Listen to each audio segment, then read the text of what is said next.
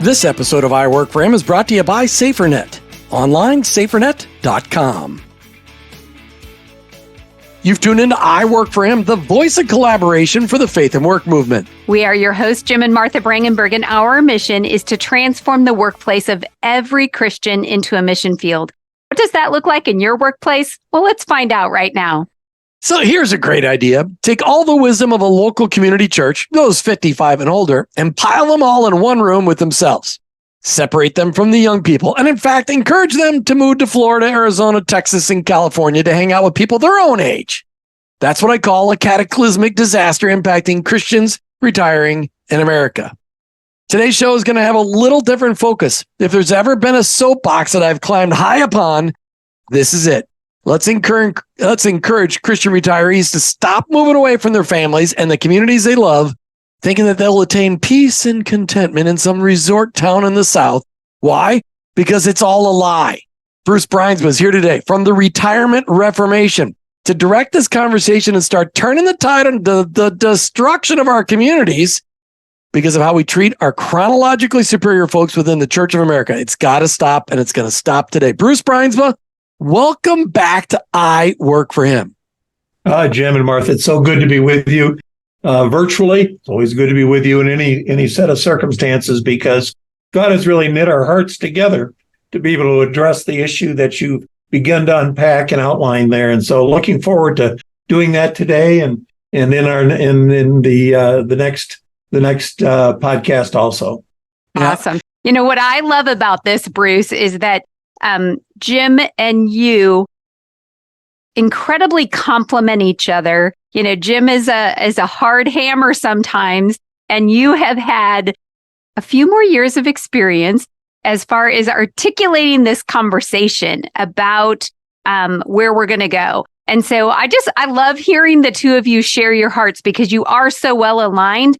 But, you know, not everybody looks at things from the same way. And so you guys both give great vantage points to this discussion. So I want to make sure our audience knows. So I Work For Him. We're a podcast that's been around for a decade. We've done a little over 2,000 I Work For Him podcasts. Well, in 2020, that infamous year, Bruce and I launched I Retire For Him, a podcast totally dedicated to those up-and-coming retirees or those already working their way into retirement to focus really on the issues facing Christians who are living out their faith in retirement. And so we've got almost 100 episodes of that out there, but we wanted to invite Bruce back we had Bruce back first time on our show, 2017, almost 6 years ago, hearing about the Retirement Reformation.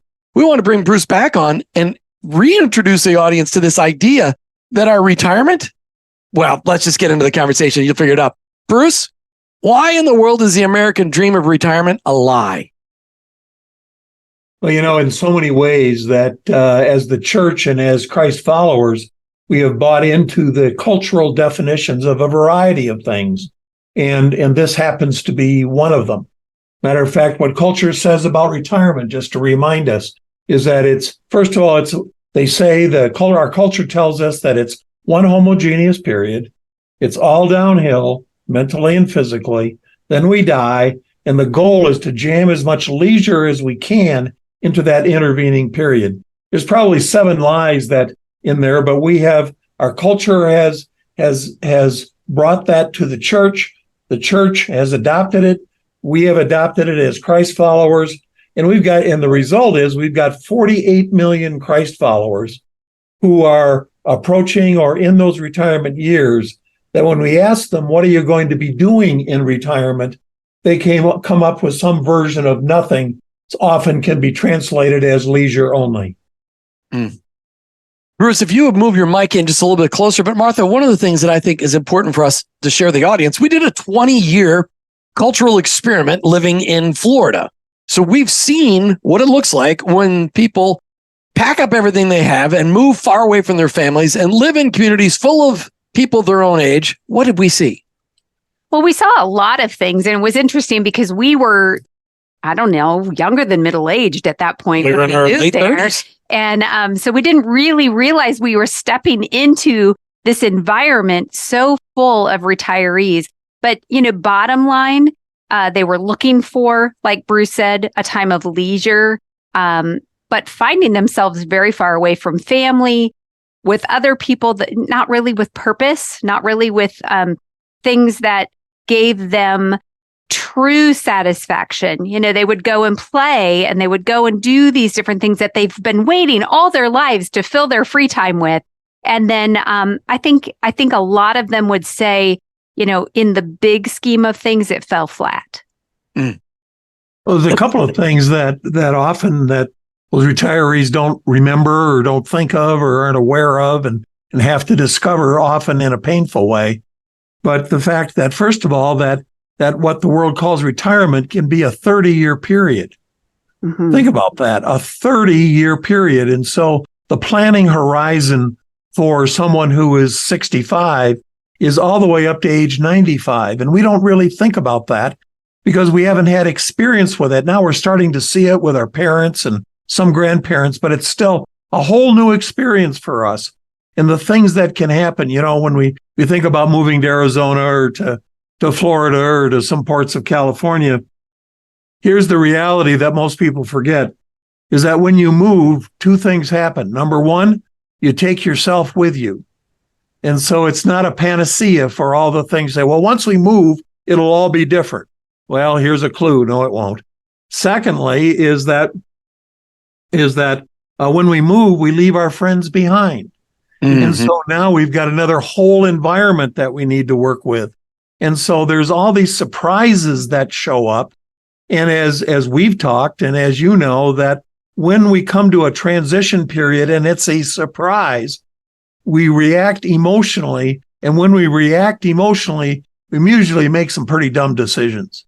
When we can know what's coming and we can plan for it, then through God's power of the Holy Spirit, He can help direct us into what we have to go. But that's kind of a general framework, Jim and Martha, of what the retirement generations now are looking at as they contemplate and as they go out for a walk at night and say, what are we going to do next? You know, I'm thinking here as a listener who maybe is hearing this conversation for the first time, I get a little on edge thinking about this because it's like, what do you mean? This is what everybody does. This is what we're used to. This is what we've heard. And you're telling me that it's not what I should be doing. And of course, I just want to encourage the listeners to hang on till the end of the conversation, right? We're not telling you to stay at your corporate job until your last days. If that's, you know, financially preparing for retirement and calendar planning for retirement are two very different things. And that's the conversation we're having today. So I just want to encourage people, stick with us. This is a good conversation. Don't just get uptight like I'm feeling sometimes when we start this conversation and going against what people have always thought to be true about retirement. But that's why we're having the conversation. So I want to just take a minute. You know, Jim, you and Bruce have had this very special relationship for over 2 years. You've been co-hosting a podcast called I Retire for Him that you referred to. And I just want to make sure listeners know, I'm going to put a link in the show notes where you can go and find those shows, whether they're for you to consume or for you to be sharing with someone else that you know is in a position where they're either preparing for retirement or in retirement and can use some encouragement and some challenge in their own lives. I want to encourage you to listen to it. You know, this last series that you guys just did on the grain, you know, that the issues with the gray, you know, the gray series time in your life and the threats of suicide and isolation and loneliness, powerful conversations. So everyone, I would just encourage you to go subscribe to that podcast, share it with somebody who could really use that right now. But that's the connection that Jim and Bruce have and what they bring to the table. Yeah, you can find that podcast anywhere online. I Retire, the number 4 Him. I Retire, the number 4 Him. And that'll take you to the website where the podcasts are all out there. All right, Bruce, most people know what they're retiring from. But as we've discovered over the last 100 episodes of I Retire for Him, most people don't know what they're retiring to. No, it's the whole process is in some ways a very strange one, in that people are looking forward to and maybe have prepared for financially, or, you know, for a long time see their parents going through, and they know that there's this period coming up called retirement. And for those that are transitioning from career into that retirement phase, and they've got a to-do list. They've got a bucket list. They've got the things that they're thinking about. Oh, it's going to be so great when we do this. But when I talked about a little while ago, the fact that it's 30 years, one of the issues is, and Martha, I think you're kind of alluded to it, is that, after a year or two, the to-do list is done, the bucket list has been significantly impacted, and now what happens is that there's a hole in their soul. And when there's a hole in their soul, what is it that's going to fill that hole? It's a little bit like we're here waving a flag saying, hey, there's some problems coming up, and we want to alert you to them. Call it prophecy if you wish, and to help you to not only think about it, but be prepared. Let me just take a moment and help your audience, because there's a word and an idea that is so helpful in these transition periods. And the probably the most shocking transition is the one from career to retirement. But you had some vision of that perhaps when you became empty nesters, and all of a sudden all of those dynamics changed. Well, this is another kind of a version of that. And so there's a word for it, and that word is called liminal, liminal. And so a liminal period is any period of transition of any kind where it's fairly clear, as Jim was laying out, where you've been, but totally unclear about where you're going to go. And in that period, if you don't have some clarity, if you don't have some appreciation that in fact you are in the transition period, then what happens is anxiety, depression, fear, all of those negative emotions take over your conversations and your thinking. Whereas when you are aware that, on a positive sense, when you know that a liminal period is coming and you can prepare for it, there can be joy, there can be great expectation, there can be all of these things that then will then transition you into that next stage. And knowing that there's at least 3 stages in retirement, it's not something we're going to experience once and it's one and done. No, it's not. It's one and started. Yeah. So much like when people, they know what they're retiring from, but not retiring to, what about this whole concept of they plan financially for their retirement, but they're not planning for their purpose in retirement? Why do you think that is, Bruce? Well, because I think all the financial services industry, the insurance industry, and everybody else, whenever it is that they're talking about retirement, they're talking about 2 things. Number 1, will you have enough money? And number 2, are you going to have enough fun? Those are the 2 issues they talk about. And so we are continually, from every source, we are bombarded by that thought process. And then when we take and we start reading through our Bible, we read through the book of John, and you go, wait a minute, this doesn't sound like what it is that I'm hearing over here. And so you've got this dynamic tension that has a spiritual component to it, as well as an emotional component to it, as well as the financial component to it. So, I was in the financial services industry for 30 years, and I will tell you that the money is the least important unless you don't have any.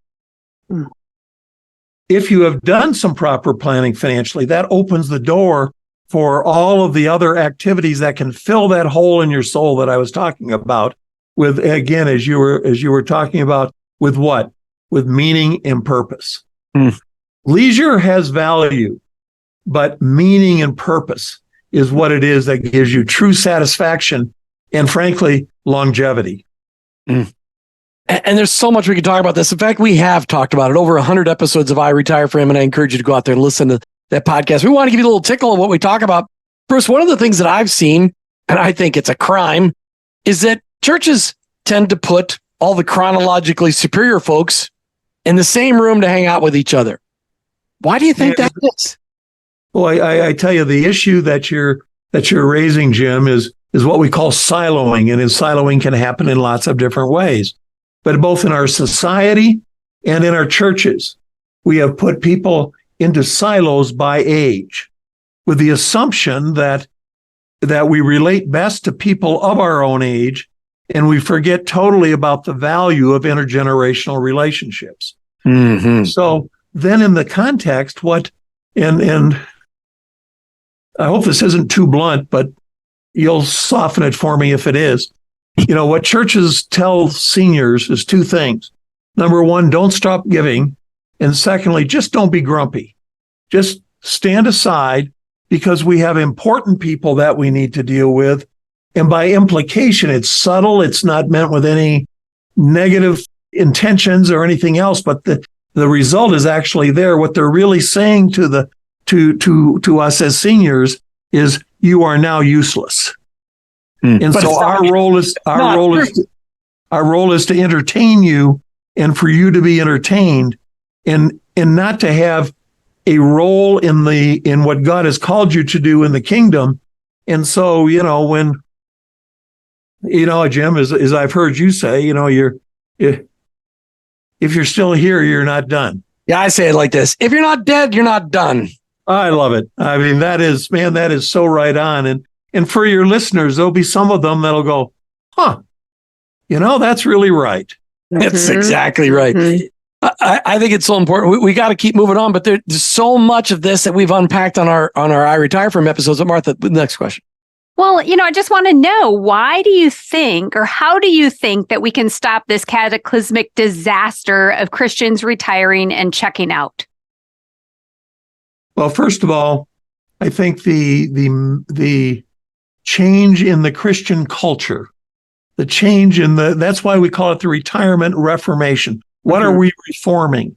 We're reforming the way that we think about these issues of retirement. And so that's the reformation that needs to take place. Let me give you a real life example. Yesterday, I went in and took a tour of a group home of a ministry that those group homes are for, and the ones here locally are for male addicts. And so in this group home, there are 10 male addicts age 18 to 35. And the program that they are in is 12 to 18 months. Mm. And so when I dig into them and say, why is it 12 to 18 months? It was because we have to change totally the way they think, therefore the way they act, therefore the way they serve. And it takes 12 to 18 months to do that. And so the change in the way that we think, and when we are so totally bombarded by, the message that we talked about before, when the reality of that message is actually supported unintentionally by the activities in the church, man, we got a bunch to do to come together in community and say, oh, there is something more. Mm. Speaking of disasters, there's a personal disaster that can happen on all of our electronic devices all the time. When we click on an email with a virus or accidentally expose our personal information on our computer, young and old alike are being targeted, and we need to protect our businesses and our families. In our work at I Work For Him and at home, we personally use SaferNet. With their cybersecurity app, you get a VPN, internet controls, and virus protection with 84 website filters. You can learn more by going to safernet.com. That's safernet.com. Bruce, I want to just have this final segment of the show today, just talking about what have you seen on the highways and byways in America as you've traveled promoting the Retirement Reformation, which people can find online, retirementreformation.org. Are Christ followers flourishing in retirement or languishing? Well, there are some that are obviously flourishing. There are some that are still in that enjoyment phase, and they're almost euphoric about the freedom and the things that they're able to do and the trips they're able to take and the way that they're able to interact. And so they're euphoric about it. There's another group that is kind of at a point of a new realization where there's a point of tension, and they're going, well, this has either been pretty good or not pretty good, as the case may be, but it just seems like there's something more. So they're in that questioning stage of I don't know if there's anything wrong, but there's not enough right either. And so they're really searching. And then there's the group that has found what God has called them to do, and they're really experiencing that deep meaning and purpose while they're enjoying leisure and other things also.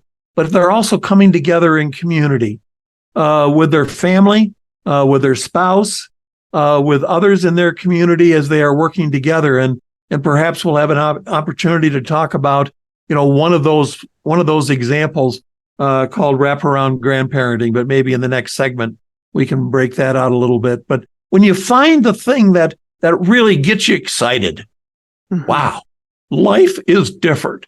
That's the reason why at 82, you hear me choked up a little bit about the subject that we're talking about, because God has given me a passion. I'm passionate about it.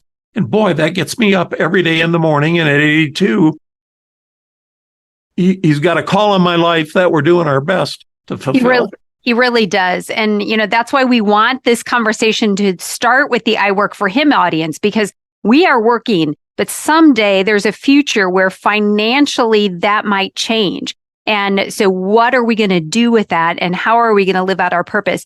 So Bruce, how can Retirement Reformation help Christ follower retirees and the pre-retirees be ready to live out their life with purpose in those retirement years instead of just assuming they're going to be on vacation all the time?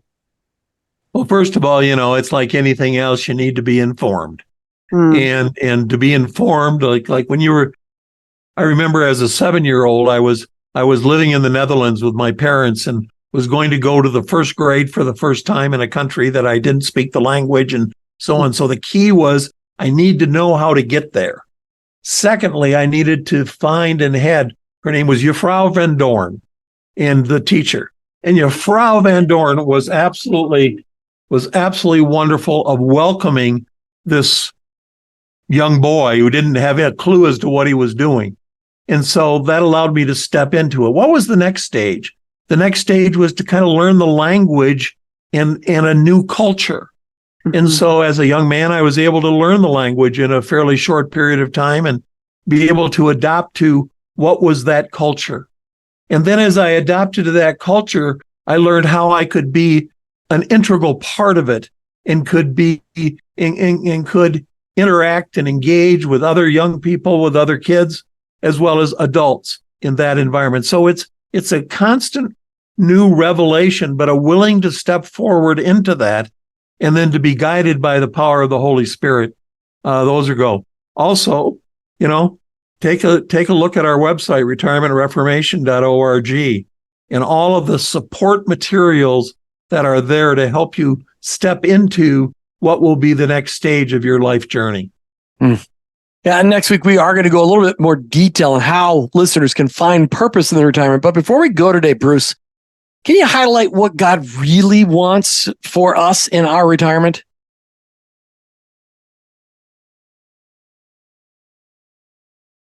He wants us to find joy in His love for us and to express that in practical ways that represent Him to the unknowing world and to the world that is living with all the issues that affect our culture. And so that's His heart desire, and that we walk into His heart desire when we both experience His love, are connected with Him, and become that neighbor that He talked about. So very good. We're going to continue this conversation like we alluded to, and I just want to remind our listeners that to make sure that you don't miss a single episode, including the next one that's going to come out, I just want to encourage you to subscribe to the podcast on your favorite platform and leave a review on Apple. It really helps us to be able to get more people to know that there's a conversation like this happening, and you can even share it with a friend. So your review helps us, and we love you, and we thank you for following along on this journey. And if you really don't have a favorite podcast platform, you can always just sign up for the weekly blog that we send out from I Work for Him, and that'll also send you the link to the latest podcast. So, Bruce Bruinsma, thanks for being in here today from the Retirement Reformation online at retirementreformation.org. We look forward to our conversation next week. Thank you, Bruce. God bless and thanks. You've been listening to I Work for Him with your hosts, Jim and Martha Brangenberg. We're Christ followers. Our workplace is our mission field, but ultimately, I work for Him. We have an app for that? What? An app for cybersecurity for all your devices? Are you a business owner concerned about cybersecurity? SaferNet VPN offers the perfect solution. Protect your company and family with a single app. With our cloud-connected cybersecurity platform, enjoy VPN, internet controls, and virus protection. Stay safe online with SaferNet VPN today. Get secured now. Sign up at safernet.com. That's safernet.com. Did you know that God has a calling on your life? It's true. He's called you to bring Jesus to the world. For some, that may look like a pulpit or a foreign mission field, but for most of us, it looks like a construction site, a cubicle, a hospital, or a classroom. Wherever it is that you work, live, volunteer, and invest, that is your mission field. To learn more about integrating your faith into your work and retirement, check out our books, I Work for Him, She Works for Him, and I Retire for Him, by going to iworkforhim.com/bookstore. Thanks for listening to the I Work for Him podcast with your hosts, Jim and Martha Brangenberg. Please visit iworkforhim.com to learn more about connecting your faith and work, to join the I Work for Him Nation, or subscribe to our weekly blog. You can also follow us on social media at I Work for Him to stay up to date and meet our guests. If today's message spoke to you, please subscribe, rate, and review the show on your favorite podcast platform. Your review will launch more workplace missionaries across America. That's at I Work for Him and online at iworkforhim.com. I work, the number 4, him.com.